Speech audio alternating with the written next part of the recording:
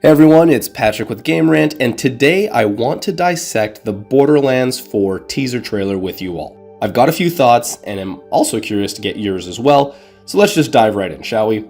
A couple of things before we get started though. Please keep in mind that all of this is pure speculation. I don't have access to any privileged information regarding the game, and this is just me, as a fan, trying to get a discussion going around what we've seen. Also, massive spoilers coming for Borderlands 3 and the pre-sequel especially, so click away now if you don't want to hear them. Okay, so we open on a shot in the middle of nowhere in space when all of a sudden, boom, Lilith's Firehawk symbol appears. And it's gotta be Lilith, right? As this is the exact same thing that appears in the sky when Lilith flies up towards Elpis at the end of the third game. Plus, we never really get the confirmation on whether or not she's dead, we just know that she's gone.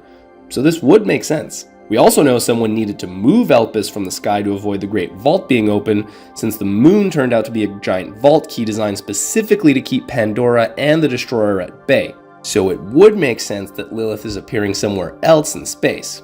Also, this absolutely has to be Elpis, as the craters are very similar to those we find on its rocky surface, and this glowing symbol is identical to the one we see in the pre-sequel.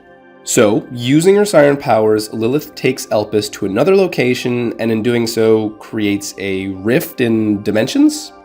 The space-time continuum, maybe just shredded open a veil of sorts. Look, either way, it reveals a planet that clearly wasn't there before and promptly begins raining down meteors towards it.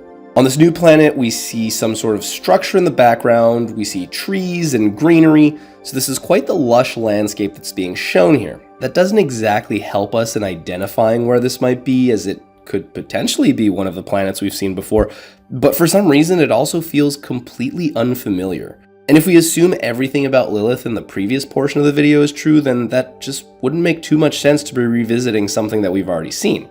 Or it's a planet at the furthest reaches of the galaxy that we've never explored before. More likely though, this might be an Arian planet instead.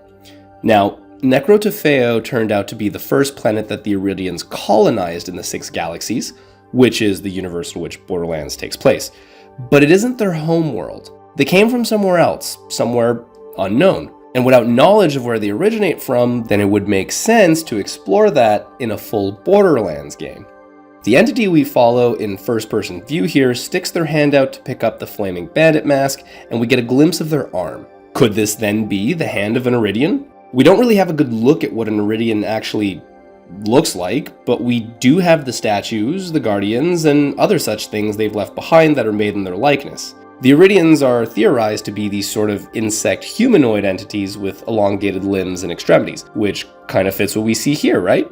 Furthermore, I feel like there are some parallels between this arm and that of the Sentinel which we fight in the pre-sequel, which is of Arian creation. And as I said before, many of these guardian creatures are said to be made in the image of the Arians. Now, it's entirely possible that this is a completely different kind of being, maybe something more on the robotic side, with a prosthetic arm similar to Gage, for example.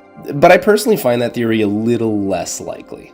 And the whole Arian thing also gets reinforced a little further in the video, so bear with me here. Now, you could also say that through Nereid's logs in Borderlands 3, we were told that all the Arians went extinct, but if they're from a completely different dimension or universe, one that she's unfamiliar with, then maybe Nereid only knows of the extinctions of the Arians that reside in her galaxy, which is to say the ones that she had a hand to play in their extinction. Anyways, let's keep going. Now, another reason to think that this might be on the Arian side of storytelling, if you played the pre-sequel until the end, then you'll remember the Watcher telling Lilith and the rest of her gang that a war was coming and that they needed to gather all the Vault Hunters that they could. Could the setting for Borderlands 4 therefore finally be this war that was previously mentioned? It has potential, and we'll never really know until we see any future trailers or information, but it's still a fun theory to go off of for now. This takes us to the end of the trailer, which has a few interesting frames which we should go over rapidly. First off, we see a face overlaid with the vault symbol, which a lot of people thought might be Handsome Jack, but Randy Pitchford has already confirmed that it is not him, so we can put that theory to rest right now. The face does bear some resemblance to the Sentinel, so maybe there's something to that, although it's also very reminiscent of any humanoid face, so I may just be grasping at straws there. We then see two entities resembling guardian-like creatures that seemingly lunge at each other, which could be hinting towards that whole war conflict situation we've been talking about. And finally, we have what appears to be Iridian writing or symbols. I personally have no idea what it says, but a few people online seem to have cracked it. And I'm not entirely sure who the original source is, but I personally saw it through a tweet posted by Lazy Data. They noticed repeating symbols and were able to deduce that it said, "He is watching. Break free." Pretty damn cryptic if you ask me, and I honestly have no idea how correct that is. But again, it kind of reinforces this whole Iridian thing we have going on and might even tie into the Watcher from the pre-sequel, and it would fit with the amount of characters that are being presented. So might as well stick with it until it gets confirmed or we find a better theory.